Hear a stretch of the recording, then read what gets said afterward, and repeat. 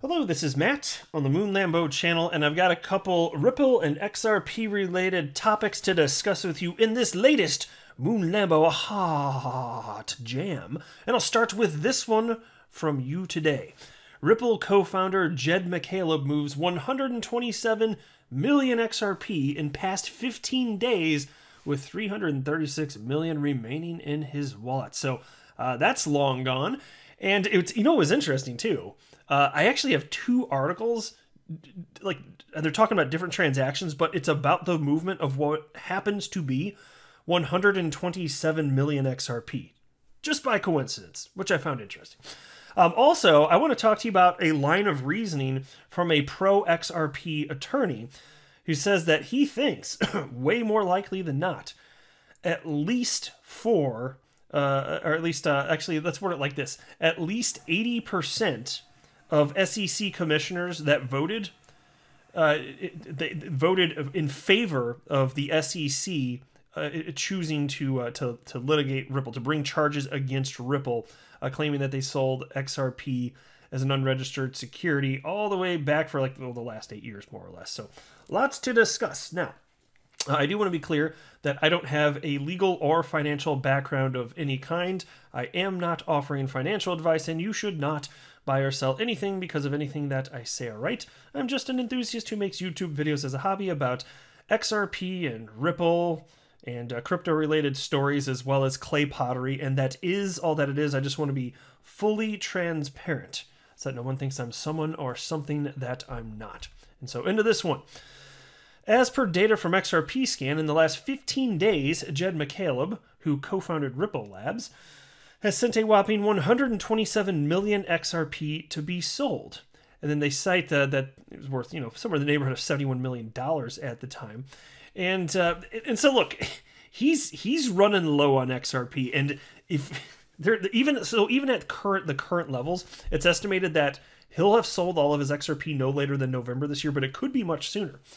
In fact, if XRP ends up like quote unquote mooning in the next several months, he could sell it all by then, and that'll be nice just to get rid of the narrative. Because look, him selling his XRP is not in any measurable way impacting the price of XRP. It's because it's 1% of total volume.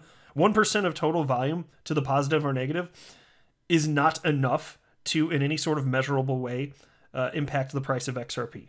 It doesn't matter if it comes from Jed McCaleb or some institution or a business. It doesn't matter. 1% is not enough. And so it'll be really interesting to see, because there are all sorts of analysts that are predicting that XRP is going to go bonkers much well before this year is out. We'll see if that comes to pass. But the way that his agreement with Ripple is structured, because there was a legal agreement ultimately, was that he can sell currently 1% of the total volume of XRP. And so the way they calculate it is whatever happened over the previous 7 days, and I think it may have been from maybe the 7 days starting on Sunday. I'd have to go double check to be sure, but whatever it is, it's a 7-day period.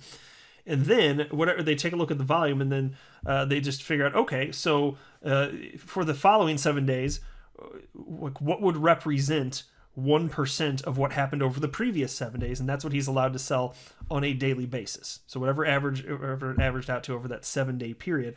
And it used to be less than that. It may have started at, like, I don't know if it was 0.5% or 0.75%, and then as time passed, it's crept up.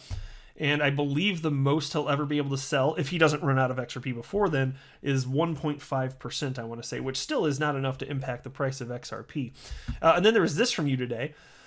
Totally different story. 127 million XRP moved by Ripple and Binance crypto giants. Completely different stories. Same 127 million figure. Just happened to be the case right there. So I just thought I'd mention it. There's not a ton to say on this one, but it was interesting to see here that Ripple is still moving tokens to Binance, which is fast. I'm not talking Binance US. I'm talking Binance. You gotta wonder here, because Ripple has stated that they're only selling to strategic partners. I mean, is Binance considered a strategic partner? Because they're not currently utilizing on-demand liquidity. So I don't know. It's just questions in Moon Lambo's mind. You can tell me what you think. Okay, now into this. And so this short Twitter thread comes from attorney Jesse Hines. I'm sure many of you are familiar with him to this point. He's happy to share his opinions about XRP, whether it sounds positive or negative. And some people, like there's a small percentage of people in the XRP community that seem to not be too fond of him because he'll say stuff that just, it's what he genuinely believes. He's not spreading FUD. He's no attempt to spread fear or uncertainty or doubt. He's just giving his honest interpretation of what is happening from a legal perspective. And a small percentage of people in the XRP community, they really, you can tell, they're kind of rude to him at times. They get offended when he says stuff that doesn't sound endlessly positive for Ripple and or XRP. And it's not most people. I admit, like, for sure, it's definitely a fringe segment of the XRP community, if you will. But, you know, for someone like me who just wants to believe whatever the hell is true, I like that. Whether it's positive or negative, I love it. As long as there's intellectual honesty, that's what I want. I don't need people to agree with me for me to like them. You know, you are not your ideas, okay? You know, that's not how this works here. So if somebody I think is being disingenuous or troll-like or this or that, well, that'll sway my opinion of them, let's say, and it will make me not really want to take them as seriously. But someone like Jesse Hines, like, I just wish more people could just be that honest, and I wish that 100% of humans could just recognize it is what it is. It's just intellectual honesty, and then act like adults. But anyway, here's what Jesse Hines had to say. Because, let me set the table real quick. For those of you that don't know, and I have talked about this, but some of you may have missed my last video, which means that you need to watch more. You should be watching every single Moon Lambo video that hits. And I'm offended that you're not, by the way. But look, so there's a crypto company called Library, LBRY for short. And they have an LBC token, which I believe stands for Library Credit. And they're in trouble. The SEC is coming after them. A lot of similar claims that were put out against Ripple as well. Not that I'm not trying to make it sound like it's exactly the same, and I'm still learning about it, admittedly. But the SEC is not going to stop at Ripple. They are not fans of crypto. That much is damn sure here. And so the news on that story just broke the other day, and Jesse Hines was sharing a couple unique thoughts on this. And so it reads as follows: the biggest missed takeaway in the SEC versus Library lawsuit is that the claims against Library are far less egregious than the claims against Ripple. Combine that with the fact that there are only 4 SEC commissioners, and then parentheses, right, 3 of them had to vote yes to the lawsuit. And so you can, so let me be clear here. When the SEC is determining to litigate or not litigate something, you know, against a company, which was certainly the case with Ripple here, there are 5 SEC commissioners normally.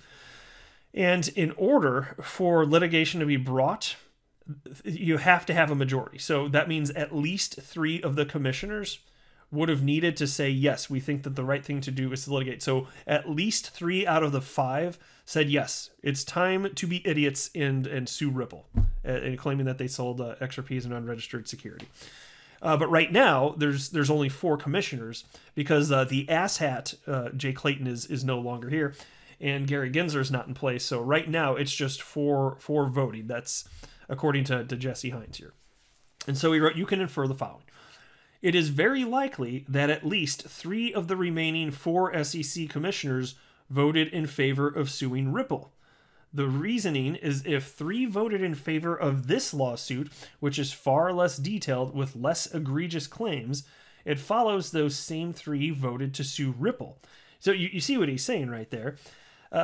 Because look, Jay Clayton, we can all assume, right? I think we're on the same page here that it's a virtual 100% certainty that the asshat Clayton did vote in favor of suing Ripple. We're all going to agree on that, right? I mean, we don't literally know that, but come on, right? And so he's gone.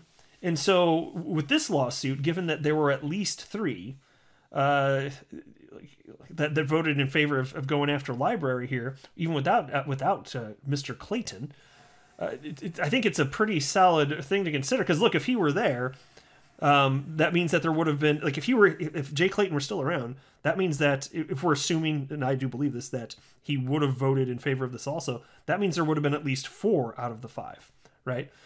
And so who would have been the fifth that did not vote, if indeed it is the case that there was at least one that voted no, we should not go after them? That would probably be Hester Peirce, I'd be willing to guess, because she's pro-crypto, and her rationale for what makes sense in terms of litigation it seems very different from anything else I've heard from others within the SEC. She agrees with my line of thinking, frankly, which I've been talking about it for years, and I found out that she's been talking about it for some time also. I just didn't know until recently, but this idea that a cryptocurrency can go from being centralized to decentralized and vice versa. And that's important, though, because if there's a central entity, that factors into the Howey test, which has been used for the better part of a decade in determining what represents an investment contract, meaning the sale of a security. So it's all intertwined, and it all matters here, right? And so then he wrote, to recap, this is Jesse Hines now, to recap, that means it's very likely at least 4 of the 5 commissioners voted to sue Ripple. Seems less and less like this was all some hit job by Clayton, and more like an almost unanimous agreement by the SEC. Yeah, so that would be a good 80% right there, minimum, and he's probably right. And we actually will find out eventually, once all this litigation is over. It will be made public how each SEC commissioner voted, but not until this is all said and done. So we'll get our answer. So it was probably, for a for-fun guess, at least 4 out of 5, maybe a 5 out of 5. It could be. It could have been the case that Hester thought that SEC needed to go after him. I'm kind of skeptical of that point based on a lot of what she said. Just in a general sense about how the SEC should be approaching stuff like this. But we won't know for some time here. Just interesting food for thought. But I'll go ahead and wrap up there. I am not a financial advisor. Do not buy or sell anything because of anything that I say or write. That would be a very, very, very bad idea. Until next time, to the moon, Lambo.